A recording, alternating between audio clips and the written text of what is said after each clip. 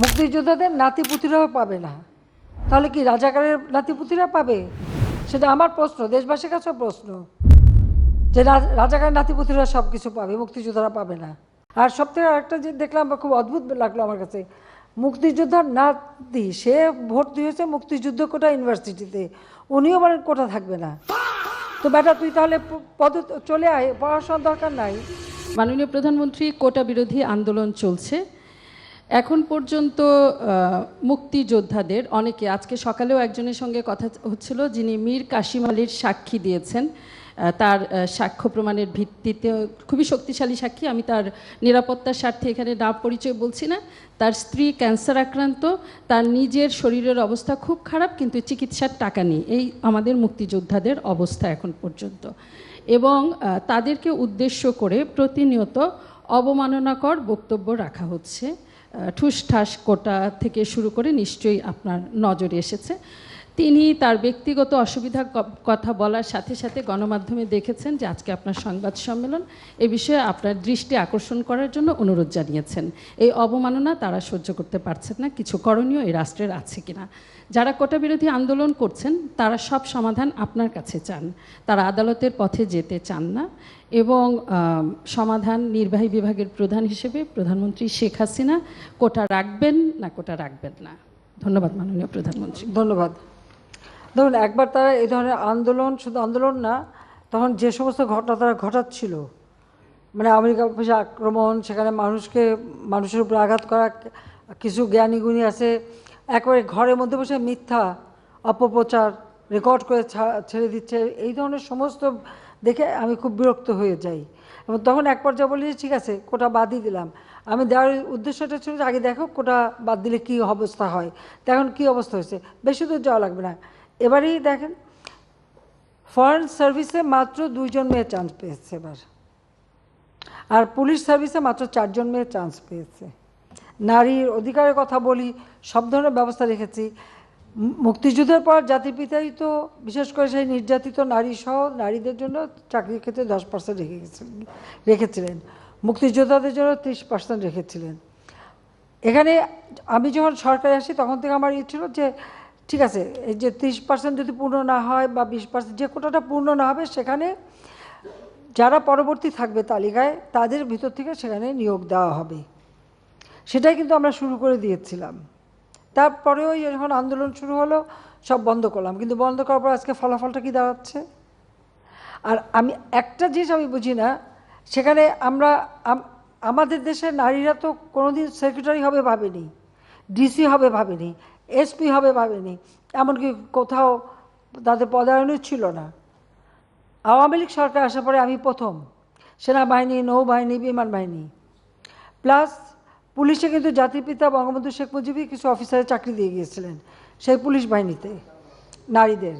প্রশাসনের ক্ষেত্রে প্রথম সচিব কিন্তু আমি করি, এবং প্রথম এসপি, ডিসি, এরপরে একবারে মানে ওসি, সমস্ত জায়গায় যেন নারীদের একটা অবস্থান থাকে সেটা আমরা নিশ্চিত করি। লেখাপড়ার দিক থেকে জাতির পিতাই শুরু করলেন মেয়েদেরকে 8ম শ্রেণী পর্যন্ত প্রথমে অবৈতনিক করে দেওয়া, সেটাকে 12 পর্যন্ত 12 ক্লাস পর্যন্ত অবৈতনিক। পার্লামেন্টে কিন্তু মেয়েদের জন্য আলাদা সিট রেখে দিলেন, সংরক্ষিত আসন, যেন নারী নেতৃত্ব গড়ে ওঠে।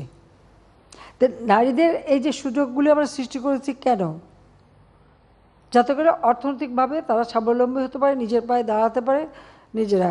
তো আমার প্রশ্ন হচ্ছে যে সেই সময় যারা আন্দোলন করেছিল তার মধ্যে অনেক মেয়েরাও ছিল। নারী কোটা চাই না, যিনি বলছেন নারী কোটা চাই না, মেধা দিয়ে চাকরি পাবে, সে কি চাকরি পেয়েছে? সে কি বিশেষ পরীক্ষা দিয়েছে? বিশেষ পরীক্ষায় কি সে মানে প্রিলিমিনারিতেই সে জায়গা করতে পেরেছে? তো এই বড় কথাগুলি যদি না বলতো তাহলে এখন তো কোথাও না কোথাওটা চাকরি তো পেত। দ্বিতীয় কথা হচ্ছে আমাদের দেশের যে সমস্ত এলাকাটা যদি আপনি দেখেন, সব এলাকা তো সমানভাবে উন্নত না, অনগ্রসর সম্প্রদায়ও আছে, আর কোনো কোনো এলাকা, সেই সব এলাকার মানুষের কি কোনো অধিকার থাকবে না? তো সেই অধিকারের কথা বিবেচনা করেই তো প্রত্যেক জেলা থেকেও যেন কেউ কোনো মানুষ অন্তত চাকরি পায় সেই ব্যবস্থা নেওয়ার কথা। আজকে যদি আপনি বিভিন্ন মানে কোটা বন্ধ করে দেওয়ার পরে যদি হিসাবটা নেন, কোথাও কোথাও দেখা যাচ্ছে যে কোনো কোনো জেলা 23টা জেলায় একটা লোকও পুলিশের চাকরি পায়নি, বা প্রশাসন বা কোথাও 42 BCS আমরা স্পেশাল মানে পরীক্ষা নিয়ে শুধু ডাক্তার নিয়োগ দিয়েছিলাম।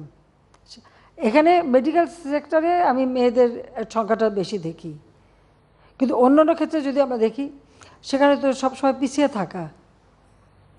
তো লাভটা কি হলো? মুক্তিযোদ্ধারা ক্ষুব্ধ হলো, তারা মামলা করলো। যখন মামলা করার পরে কোর্ট, উচ্চ আদালত কোনো রায় দেয় বা কোর্টের যখন কোনো রায় হয়, সাধারণত সেই রায়ের বিরুদ্ধে এক্সিকিউটিভ অথরিটির এখন এই মুহূর্তে তো আমাদের কিছু করার নেই, কারণ কোর্টেই সমাধান করতে হবে। এখন যারা আন্দোলন করছে তারা তো আইন মানবে না, আদালত মানবে না, সংবিধান কি তারা চেনে না, বা একটা কার্যনির্বাহী অর্থাৎ একটা কাজ করতে গেলে তার যে নীতিমালা, বিধিমালা বা ধারা থাকে সেটা, বা একটা সরকার কীভাবে চলে এ সম্পর্কে কোনো ধারণাই এদের নাই, কোনো জ্ঞানই নাই। হ্যাঁ, পড়াশোনা করছে, ভালো নাম্বার পাচ্ছে, সেটা ঠিক, কিন্তু ভবিষ্যতে এরা তো নেতৃত্ব দেবে বা এই দেশ চালাতে আসবে, তাদের তো এই ধারণাগুলি দরকার। আমাদের সংবিধান কি বলে সেটা তাদের জানা উচিত। আমাদের একটা রাষ্ট্র পরিচালনায় কী ধরনের কাজ হয় সে সম্পর্কে তাদের কোনো ধারণা আছে? সে ধারণা তো আমরা দেখি না।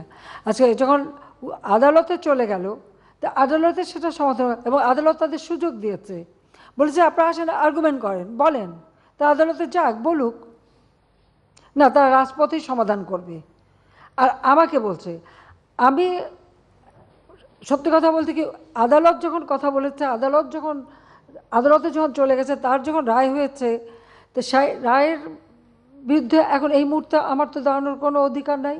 এটা তো আমার সংবিধানও বলে না, আমার পার্লামেন্টও বলে না, কার্যপ্রণালী বিধিও বলে না, কিছুই না। যতক্ষণ পর্যন্ত আদালত থেকে সমাধান না আসবে ততক্ষণ আমাদের এখানে কোনো কিছু করার থাকে না। এটা বাস্তবতা, এই বাস্তবতা তাদের মানতে হবে। আর যদি না মানে কিছু করার নাই, আর রাজপথে আন্দোলন করতেই থাকবে, তবে কোনো ধ্বংসাত্মক কাজ করতে পারবে না। যতক্ষণ তারা শান্তিপূর্ণভাবে করে যাচ্ছে কেউ কিছু বলছে না, কিন্তু এর বাইরে যখন কিছু করবে, পুলিশের গায়ে হাত দেওয়া বা পুলিশের গাড়ি ভাঙা বা এভাবে আক্রমণ, এগুলি যদি করতে যায়, তাহলে তখন তো আইন তার আপন গতিতে চলবে, এখানে আমাদের কোনো কিছু করার নেই। কোটা আন্দোলন করবার আগে তাদের তো পরীক্ষার রেজাল্টগুলি দেখে নেওয়া উচিত ছিল, যে কোথায় তারা দাঁড়িয়েছে। আর দ্বিতীয় কথাটা হচ্ছে, মুক্তিযুদ্ধের বিরুদ্ধে আর মুক্তিযুদ্ধের বিরুদ্ধে এত ক্ষোভ কেন?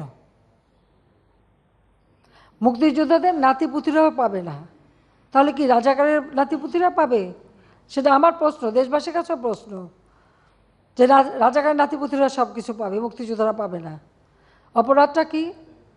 নিজের জীবন বাজি রেখে, নিজের পরিবার সংসার সব কিছু ফেলে দিয়ে যারা মুক্তিযুদ্ধে অংশগ্রহণ করেছিল, দিন রাত খেয়ে না খেয়ে, কাদা মাটি ভেঙে, রোদ বৃষ্টি ঝড় সব মোকাবেলা করে, যুদ্ধ করে এই দেশে বিজয় এনে দিয়েছিল।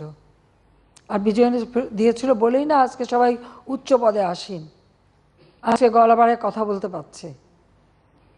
ধরে তো ওই পাকিস্তানিদের বুটের লাথি খেয়ে চলতে হতো।